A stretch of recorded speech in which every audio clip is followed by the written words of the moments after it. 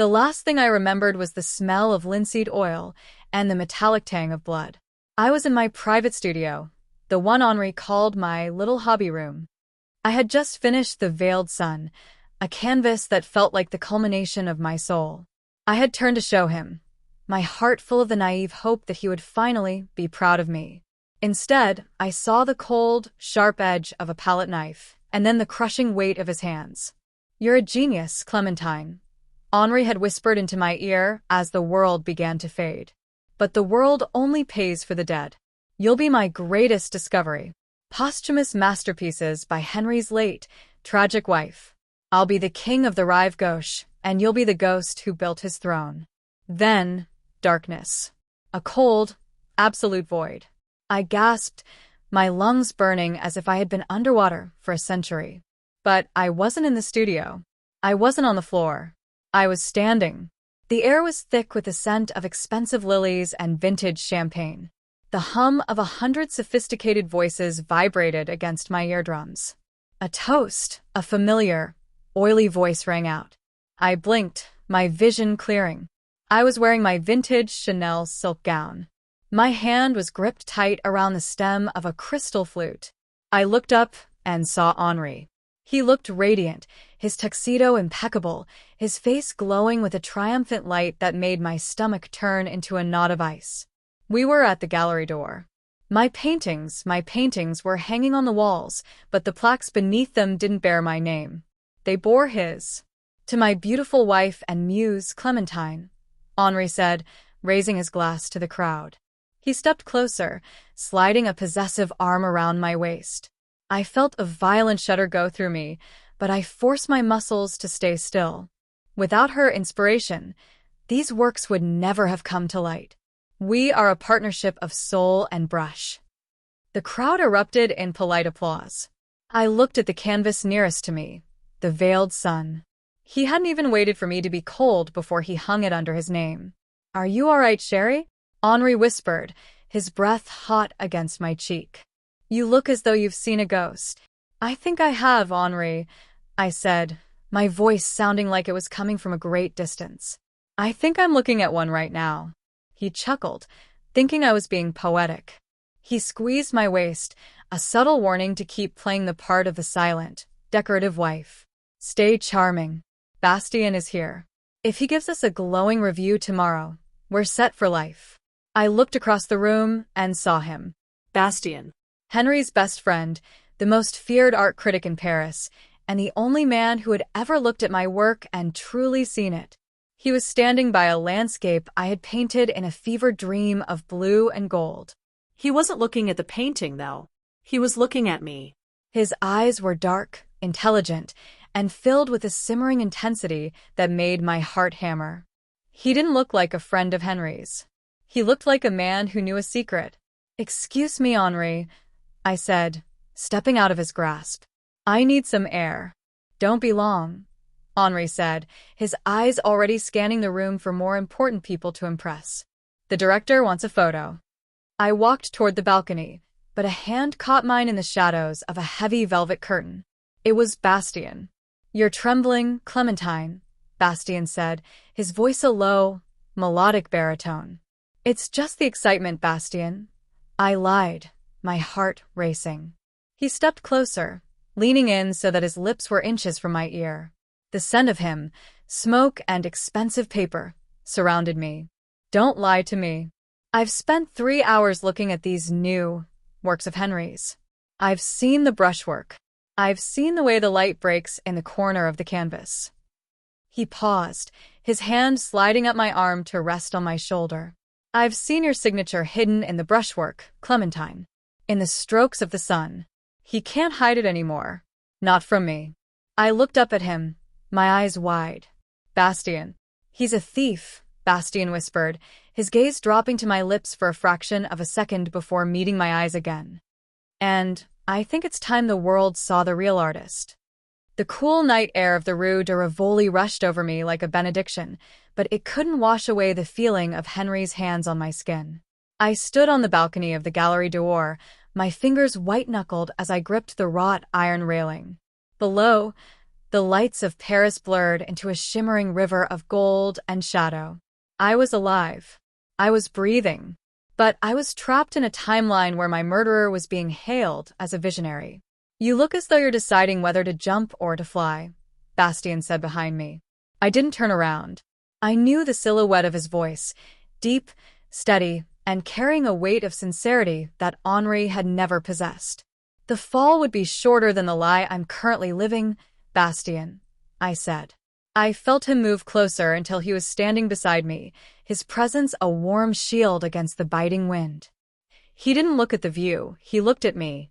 I meant what I said inside, Clémentine. I've reviewed Henri's work for a decade. He has the technical skill of a draftsman, but the soul of a desert. These paintings, they breathe.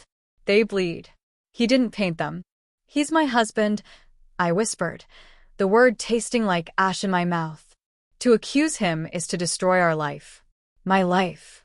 "He has already destroyed your life," Bastien said, his voice dropping to a low, dangerous register. He reached out, his hand hovering near mine on the railing, hesitant yet desperate to connect. "He has stolen the only part of you that matters, your truth. I've spent a night looking at the veiled sun. I saw the way you tucked your initials, CV, into the whorls of the clouds using a microstippling technique. It's a signature only a master, or a lover of the craft, would find." I finally turned to look at him.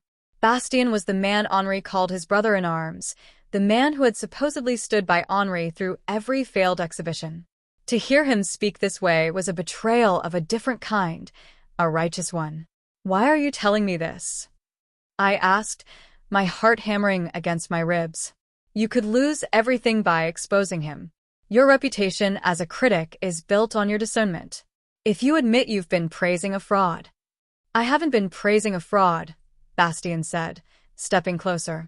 The intensity in his dark eyes was overwhelming.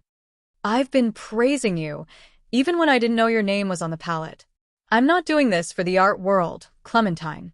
I'm doing this because I can't watch him suffocate you anymore." He reached out then, his fingers grazing my cheek with a tenderness that made my breath hitch. It was the touch of a man who had adored me from the shadows for years, a man who had seen my genius when I was still trying to hide it to save Henri's ego. "He's planning to sell the entire collection to the Musée d'Orsay," Bastien said. "If he does, the lie becomes history. We have to stop him before the contract is signed." "How?" I asked. "He has the studio keys. He has the galleries convinced. It's my word against his, and everyone thinks I'm just the supportive socialite wife." "We let him hang himself with his own ambition," Bastien said, a grim smile touching his lips. "I will write a piece for Le Monde. Not a review, but a profile of the artist's new technique. I'll challenge him to a live demonstration, a charity gala in front of the elite. He won't be able to refuse the publicity." "He can't paint like that," I said, a spark of hope finally flickering in my chest.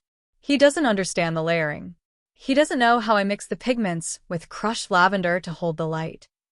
"Exactly," Bastien said. "And while he fumbles with a brush he doesn't understand, you will debut a piece that proves where the talent truly lies." "Clémentine."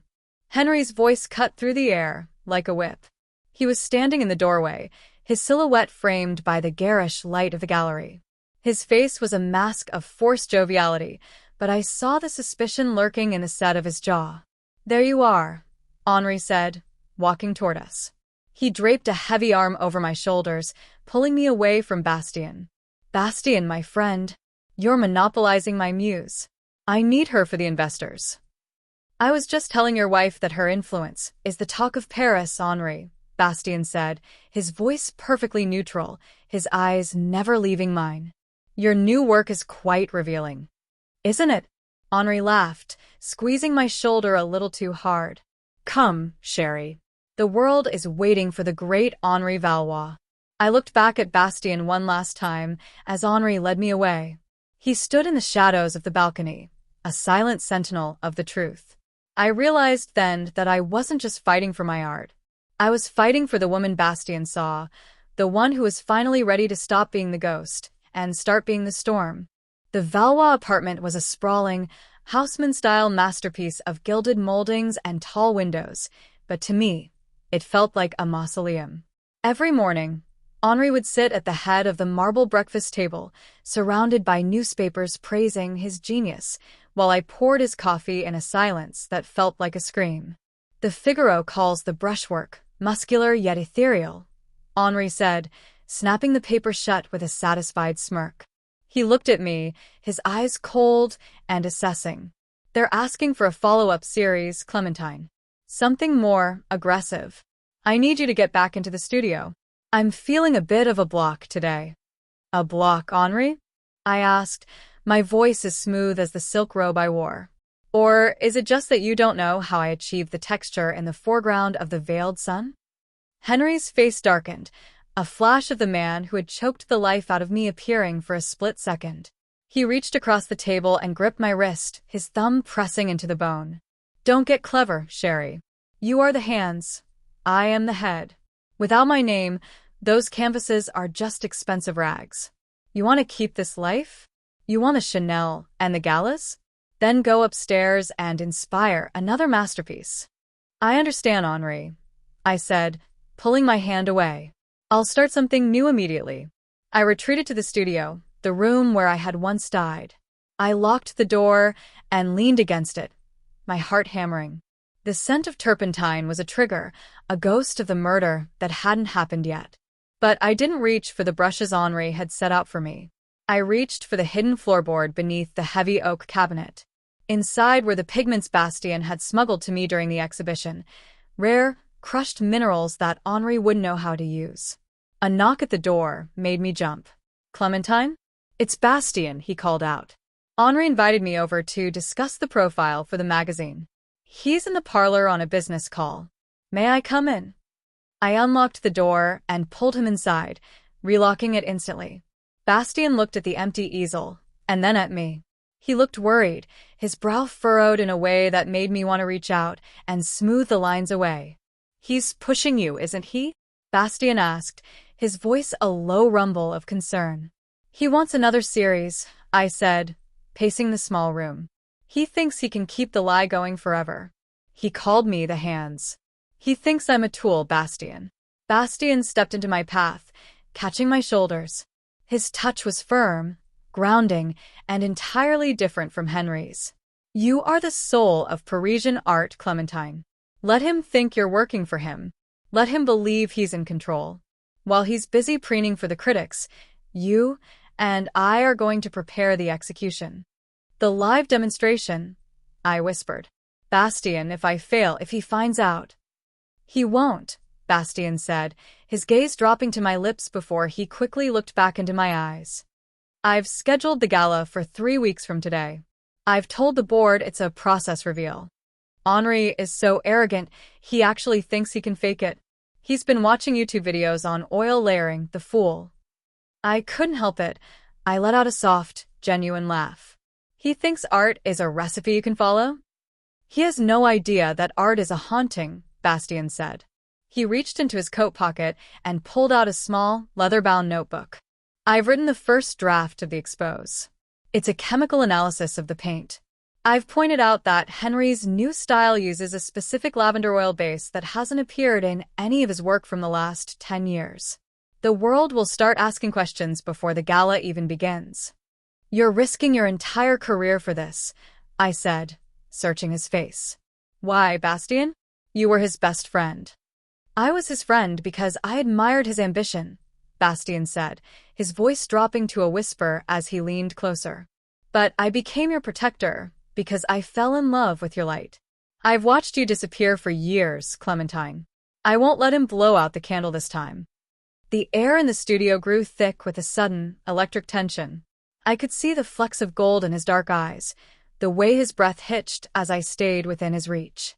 For a moment, the revenge didn't matter. The paintings didn't matter. There was only this man who saw me. "Bastien," I breathed. "Paint, Clémentine," he said, his voice rough with a mix of longing and determination. He stepped back, the spell breaking but the connection remaining. "Paint something he couldn't possibly understand. Paint the truth. I'll keep him occupied. I'll paint his funeral, I said. He gave me a sharp, appreciative nod and left the room. I turned to a fresh, blank canvas. I didn't use the soft, muted colors Henri liked. I grabbed a palette knife and a deep, vengeful crimson. I began to sketch the outline of a woman rising from a pyre of gold frames. I would call it the resurrection, and it would be the last thing Henri Valois ever saw. The days leading up to the gala were a slow-motion collision of nerves and nectar. Every time I heard Henri's footsteps in the hallway, my heart did a frantic dance of terror, but every time I saw Bastien's car pull up to the curb, that terror turned into a delicious, sharp anticipation. Henri was unraveling. I could see it in the way he gripped his wine glass, the stem nearly snapping under the pressure of his growing anxiety. He had spent hours in his own separate studio, trying to replicate the Valois style for the live demonstration. The sounds coming from behind his locked door were not those of a master at work. They were the sounds of palette knives being thrown against walls and canvases being ripped in frustration. "Clémentine," Henri shouted one evening, storming into my bedroom while I was dressing for a dinner party at the Belgian embassy. He looked disheveled, his silk tie hanging limp around his neck. "This lavender oil technique, it's not working. The pigments are bleeding into each other. It looks like a mud pit. What are you doing differently? Are you sabotaging the mixtures?" I sat at my vanity, calmly applying a coat of deep red lipstick. I looked at his reflection in the mirror, the man who had murdered me in another life. "I told you, Henri. It's about the temperature of the room and the patience of the hand. Perhaps you're just too excited by the success? Genius is a fickle thing." "Don't patronize me," he snapped, leaning down so his face was inches from mine. "Bastien's article comes out tomorrow. He's calling it the alchemy of Valois. He's built up so much hype that if I don't perform at the gala, I'll be the laughingstock of the continent." "Then don't perform," I said, turning to face him. "Tell them you're ill. Tell them the muse has fled." "And lose the d'Orsay contract?" "Never," Henri said, his eyes narrowing. "I want to see what you're working on. The resurrection. You've kept the easel covered for a week. It's a surprise, even for you," I said, standing up. I smoothed the silk of my dress, feeling the power of my secret like a physical weight. A true artist never shows a work before the final varnish. "You taught me that, remember?" He let out a frustrated growl and left the room. I waited until I heard the front door slam. He was going to the club to drink away his inadequacy before I slipped out of the apartment. Bastien was waiting for me at a small, dimly lit café in Le Marais. He was tucked into a corner booth, a glass of red wine in front of him, and a stack of proofs for the morning paper. When he saw me, he stood up, his gaze sweeping over me with an intensity that made my skin flush. "You look dangerous tonight, Clémentine," Bastien said as I slid into the booth beside him. "I feel dangerous," I admitted. "Henri is terrified. He's trying to learn 10 years of technique in 10 days. It's like watching a child try to play Mozart after one piano lesson." Bastien smiled, a slow, predatory expression that I found incredibly attractive. He reached across the table and took my hand, his fingers lacing through mine. "The article is set. I've emphasized the unique chemical signature of your work. I've even hinted that a forgery would be immediately detectable by the naked eye." "You're backed him into a corner," I said, my thumb tracing the line of his knuckles. "Thank you, Bastien. For everything." "Don't thank me yet," he whispered, leaning in closer. The candlelight reflected in his eyes, making them look like molten bronze. "Wait until the world sees you standing in front of that canvas. Wait until I can finally hold you without a lie between us." "Is that what you want?" I asked, my voice barely a whisper. "To hold me without the lies?" Bastien didn't answer with words. He reached out and cupped my face, his thumb grazing my lower lip.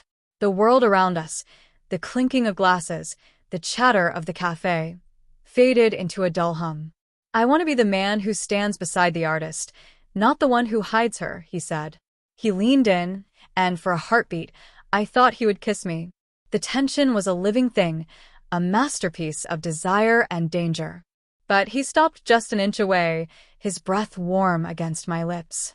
"Not yet," he whispered. "We win first." Then, I give you everything.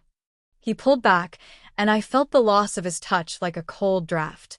He handed me a small vial from his pocket. The final ingredient for the resurrection. Cobalt violet. It's the one pigment Henri can't buy in Paris.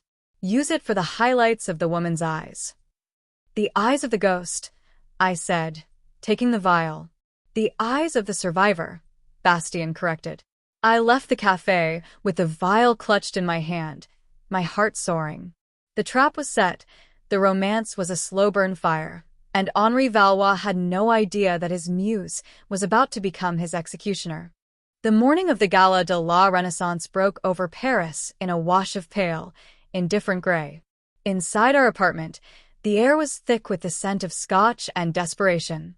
Henri hadn't slept. He was standing in the center of his studio, surrounded by half-finished canvases that looked like the work of a panicked amateur. The lighting at the Grand Palais is too harsh, Henri said, his voice cracking as he paced. He looked at me, his eyes bloodshot. Clémentine, you have to come with me early. I need you to prep the palettes. The way you do it, the exact way. Of course, Henri, I said, my voice as cool as the marble counter I leaned against. I was wearing a simple silk wrap, watching him crumble with a clinical sort of satisfaction. I've already packed the pigments. Even the cobalt violet Bastien mentioned in his article. Bastien. Henri spat the name like a curse. He's turned this into a circus. A live process reveal. If I so much as smudge a line, the critics will pounce. Why would he do this to me? Perhaps he truly believes in your genius, Henri, I said, a small, sharp smile touching my lips. A master shouldn't fear the light, should he? Get dressed, he snapped, unable to meet my gaze. The car will be here at 5. The Grand Palais was a cathedral of glass and steel, glowing like a jewel under the Parisian night. As we stepped out of the limousine, the flashbulbs of the paparazzi blinded us. Henri plastered on his famous, brooding artist smile, waving to the crowds, but I felt the tremor in the arm he had draped over my shoulders. He wasn't a king tonight. He was a man walking toward a guillotine. Inside, the creme de la creme of the art world moved in a sea of tuxedos and haute couture. Bastien was the center of a large circle of investors, looking every bit the kingmaker. When his eyes found mine across the room, the world seemed to go silent for a heartbeat. He didn't smile. He gave me a slow, deliberate nod that said, "The stage is set." Monsieur Valois. Madam, the gallery director chirped, hurrying toward us. The demonstration area is ready. 2 easels just as requested. One for the master, to show the initial layering, and one for the debut of the mystery piece, the resurrection. Henri's grip on my waist tightened until it was painful. 2 easels, he whispered harshly to me as the director led the way. I thought I was just supposed to talk through the sketches. Bastien suggested a live comparison. I whispered back, leaning in close so I could smell the fear on him. To prove the chemical signature he wrote about. You want the d'Orsay contract, don't you? Then show them how it's done, Henri. Before he could protest, Bastien appeared beside us. Henri, my friend. You look focused, Bastien said, his voice smooth and dangerous. He looked at me, his gaze lingering on the neckline of my gown, a deep, shimmering violet that matched the pigment in my hidden vial. Clémentine, you look like a masterpiece yourself tonight. Thank you, Bastien, I said, my voice a low purr. I think tonight will be a revelation for everyone.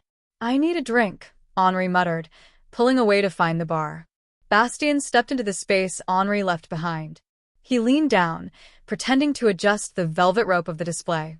He's vibrating with terror, Bastien whispered. I've ensured the press has high-definition cameras aimed at his hands. The moment he touches the brush, the world will see the fraud. And the resurrection? I asked, my heart hammering. It's behind the curtain, exactly where you placed it, Bastien said. He reached out, his hand grazing mine behind the velvet drape. His skin was warm, a stark contrast to the ice in my veins. After tonight, Henri Valois is a memory. And you, Clémentine, you will be the only sun in Paris. Stay close to me, I whispered. When the lights go up, I want to see your face first. I won't be anywhere else, he promised. A chime rang out through the hall. The gala was beginning. The crowd began to gather around the raised platform where the two easels stood, one draped in black silk, the other glaringly empty, waiting for a master who didn't exist. Ladies and gentlemen, Bastien's voice boomed, commanding the room. Tonight, we witness the birth of a new era. Henri Valois will demonstrate the technique that has captivated the city. And then, we shall unveil the piece he calls his final statement on the soul, the resurrection. I watched Henri step onto the platform. He looked at the blank canvas, then at the brushes, and finally at the sea of expectant faces. He looked like a man standing on the edge of a cliff, and I was the one about to give him the final push. The silence in the Grand Palais was a physical weight, heavier than the massive glass dome overhead. Hundreds of the most influential people in Europe stood breathless, their eyes locked on the man standing before the empty canvas. Henri looked like a king about to be executed, his hand trembling as he reached for a brush. "Please, Henri," Bastien said, his voice smooth as silk and twice as sharp. He was standing just off to the side, leaning against a marble pillar with a glass of champagne he hadn't touched. "Show us the Valois stroke. Show us how you breathe life into the lavender oil." Henri glanced at me, his eyes wide with a silent, frantic plea. I stood in the front row, my hands folded demurely over my violet clutch, a mask of supportive wifely concern on my face. Inside, I was singing. "Go on, Henri," I said softly. "The world is waiting." With a ragged breath, Henri dipped his brush into the deep crimson I had prepared. He moved toward the canvas, his movements jerky and uncoordinated. He tried to apply a broad, sweeping stroke, the kind that defined the background of the veiled sun. But he didn't understand the chemistry. He hadn't waited for the base layer to set. He hadn't mixed the cobalt violet to create the necessary tension. The paint didn't flow. It dragged. It clumped into a muddy, brownish streak that looked like a child's finger painting. A low murmur rippled through the crowd. I saw the director of the Musée d'Orsay lean forward, his brow furrowing. "Perhaps it's the lighting?" Henri stammered, his face turning a sickly shade of gray. He tried to blend the mud with a palette knife, but he only made it worse. The muscular stroke the critics had praised was nowhere to be found. In its place was a frantic, ugly mess. "That's strange," Bastien said, stepping forward onto the platform. He walked slowly around the easel, examining the smear of paint like a scientist looking at a failed specimen. "The chemical signature I wrote about, the way the lavender oil suspends the pigment in light, it's entirely absent here. It's almost as if the artist doesn't know his own medium." I'm tired," Henri shouted, the brush clattering to the floor. He turned on Bastien, his teeth bared. "It's a live demonstration. The pressure is immense. You can't judge a man's career on one nervous moment." "I'm not judging your career, Henri," Bastien said, his voice dropping to a dangerous whisper that echoed through the silent hall. "I'm judging your honesty." Bastien turned to the crowd, his gaze sweeping over the investors and socialites. "There has been a great deal of talk about the Valois genius. But as an art critic, I have always believed that the work speaks for itself. And tonight, the work says that Henri Valois is a fraud." The room erupted. Reporters surged forward, flashbulbs exploding like tiny grenades. Henri backed away, his hands held up as if to ward off the light. "Lies." "Bastien is jealous. He's trying to ruin me." "Then let the real artist speak," Bastien said. He turned to me, reaching out a hand. "Madame Valois, would you care to help us with the unveiling?" I felt a jolt of electricity go through me as I stepped onto the platform. My heels clicked against the wood with a sound like a gavel. As I reached Bastien, his hand found mine, not a polite graze, but a firm, possessive grip that pulled me close to his side. "Ready, Clémentine?" he whispered, his eyes burning with a pride that made my heart soar. "More than anything," I replied. Together, we grabbed the black silk drape covering the second easel. With one swift motion, we pulled it away. The resurrection was revealed. The painting was a riot of vengeful crimson, shimmering gold, and the haunting, luminous violet of the woman's eyes. It was technical perfection, a level of mastery that made Henri's muddy smear on the other easel look like a crime. But more than that, it was a mirror. The woman rising from the flames had my face, my eyes, and my soul. My God, someone in the crowd whispered. It's her. She's the artist. Look at the bottom right corner, Bastien commanded, his voice ringing with triumph. Every camera lens zoomed in. There, etched into the wet paint with a precision Henri couldn't hope to match, was the signature. Clémentine. It's a lie. Henri screamed, lunging toward the painting. She's a socialite. She's my muse. I taught her everything. Bastien stepped in front of me, his tall frame a wall of steel between me and my murderer. You didn't teach her, Henri. You stole from her. And when that wasn't enough, you tried to bury her. But the thing about light is that it always finds its way through the cracks. I stepped around Bastien, looking at my husband. For the first time, I didn't see a threat. I saw a small, hollow man whose stolen throne had just turned to dust. The d'Orsay contract is for the artist, Henri, I said, my voice steady and clear. And as of tonight, I am the only artist in this family. Bastien leaned down, his lips brushing against my ear in a way that made the reporters go into a frenzy. You were magnificent, he whispered. Shall we leave him to the wolves? Please, I said, a flirty, dangerous smile playing on my lips. As we walked off the stage, leaving Henri to be swallowed by the press and the police who were already moving in to discuss the financial discrepancies Bastien had reported, I felt a weight lift off my soul. The ghost was gone. The artist had arrived. And the man at my side was looking at me like I was the only masterpiece in the world. The aftermath of the gala was a whirlwind of sirens and rain-slicked pavement. I watched through the tinted window of Bastien's sleek black sedan as the gendarmerie led Henri away. He was still screaming about artistic license and marital property, but the flashbulbs of the paparazzi had turned predatory. They weren't capturing a genius anymore. They were documenting a corpse. The social death of Henri Valois was swifter and more brutal than the physical one he had planned for me. He's gone, Clémentine, Bastien said softly. He was sitting beside me, his long legs cramped in the back of the car, his hand still firmly holding mine. The police have the financial records I provided. The fraud, the embezzlement of your family's trust, the forgery. He won't see the outside of a cell for a long time. I leaned my head back against the cool leather seat, closing my eyes. I could still see the muddy smear Henri had made on the canvas, a perfect metaphor for his soul. I feel like I've finally washed the charcoal off my hands, Bastien. For years, I felt so small, as if I were just a shadow he cast. You were never the shadow, Bastien said.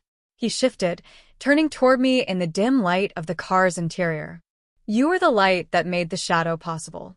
Without you, he was nothing but darkness. We arrived at Bastien's apartment on the Isles St. Louis. It was a sanctuary of high ceilings, floor-to-ceiling bookshelves, and the faint, comforting scent of old paper and expensive cognac. There were no paintings on the walls here, only sketches. He had always told me he didn't want to be biased by finished works, but now I realized he had been waiting for something worth hanging. He poured 2 glasses of amber liquid and handed one to me. His fingers brushed mine, and the jolt was more potent than the alcohol. To the real Madame Valois, Bastien said, raising his glass. Or rather, to Clémentine. Just Clémentine. To the truth, I replied, taking a sip. The cognac burned beautifully down my throat. I walked over to the large window, overlooking the Seine. The river was a ribbon of black silk, reflecting the streetlights of the Pont Louis-Philippe. What happens now, Bastien? Tomorrow, the papers will call me a victim. They'll talk about the suffering artist and the betrayed wife. I don't want to be a tragedy anymore. Bastien set his glass down on a mahogany side table and walked over to me. He stood behind me, not touching me yet, but I could feel the heat radiating from him. Tomorrow, the papers will call you a master. The director of the d'Orsay has already emailed me. He doesn't want the Valois collection. He wants the Clémentine collection. He wants to give you your own wing for the debut of your next series. I turned around to face him, my breath hitching. My own wing. The world is at your feet, Clémentine, Bastien whispered. He reached out, his hand sliding into my hair, his thumb tracing the curve of my ear. And I intend to be the man standing right beside you if you'll have me. The "not yet" from the cafe was a distant memory. The danger was gone. The revenge was complete, and the only thing left was the raw, undeniable electricity between us. I reached up, my hands finding the lapels of his coat, pulling him closer. "You've spent so long protecting my secret," I said, my voice dropping to a low, sultry register. "I think it's time you started enjoying the reward." Bastien groaned softly, a sound of pure, unadulterated longing. "I've waited 3 years to hear you say that," he said. He leaned down, and this time there was no hesitation. His lips met mine in a kiss that tasted of victory and salt and soul.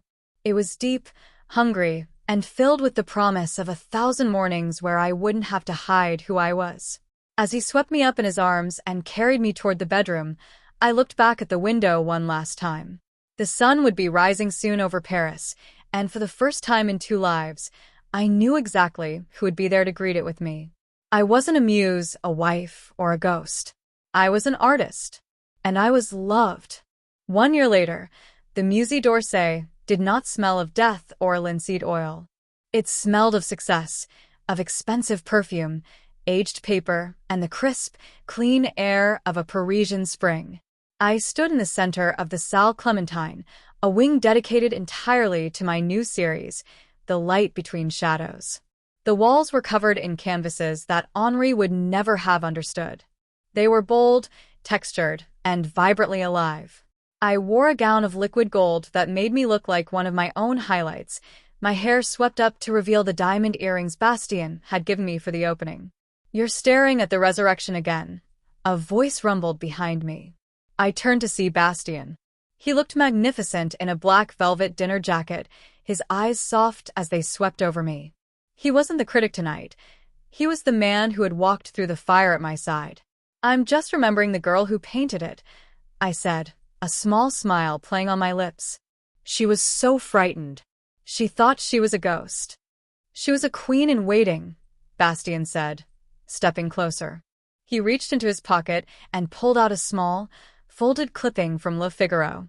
"I thought you might want to see the final note of the old symphony." I took the paper. It was a short article in the legal section. Henri Valois, former art icon sentenced to 20 years for fraud, embezzlement, and conspiracy. The piece mentioned that he had spent his time in prison trying to paint on the cell walls with charcoal, but the guards reported he couldn't even manage a straight line. He had become a footnote, a cautionary tale about the vanity of the untalented. "He's become a caricature of himself," I said, handing the clipping back. "It's a fitting end. He wanted to be remembered, and now he is as a thief." "He's irrelevant, Clémentine," Bastien said, taking my hand and kissing my knuckles. "The world has forgotten Henri Valois. They only talk about the woman who reinvented the color violet." "Is that all they talk about?" I asked, stepping into the circle of his arms. "No," Bastien whispered, his gaze dropping to my lips. "They also talk about the scandalous critic who fell for his greatest discovery. But I find I don't mind the gossip." "Neither do I said. The heavy oak doors of the gallery swung open, and the first wave of guests began to pour in. The director of the d'Orsay was there, alongside the most powerful collectors in the world. They didn't look for a husband to speak for me. They walked straight to me, their eyes filled with genuine awe. "Madame Clémentine," the director said, bowing over my hand. "This series, it is as if you have captured the very heartbeat of Paris. We have already had 6 inquiries from the Louvre for a permanent loan. The heartbeat is easy to capture when you're finally allowed to breathe, monsieur," I said, my voice steady and regal. As the night progressed, I moved through the crowd with a grace I hadn't known I possessed. I spoke of chemistry, of light, and of the soul of the artist. I saw the way people looked at me, not as a socialite, but as a master. Late in the evening, when the crowd had thinned and the champagne was running low, Bastien led me to the final painting in the hall. It was a portrait I had finished only a week ago. It wasn't of me, And it wasn't of the fire. It was a portrait of Bastien, standing by a window, his eyes filled with the quiet, fierce love that had saved my life. "I didn't know you were working on this," Bastien said, his voice thick with emotion as he stared at the canvas. "I wanted to paint the man who saw the signature before the world did," I said, leaning my head against his shoulder. "The man who knew that a woman's voice is her greatest masterpiece." Bastien turned to me, his hands cupping my face. "You are my masterpiece, Clémentine. Not because I helped you, but because you had the courage to come back from the dark." "I didn't come back alone," I whispered. He leaned down and kissed me, a slow, deep seal of our new life. In the halls of the great museum, surrounded by the art that was finally, legally, and beautifully mine, I realized that the greatest revenge wasn't the prison cell or the public shaming of a fraud. It was the living. It was the painting. It was the love of a man who didn't want to own the artist, but to adore the art. The sun was gone, but for the first time in 2 lifetimes, I didn't fear the night. I was the one who held the brush now. And the colors were infinite.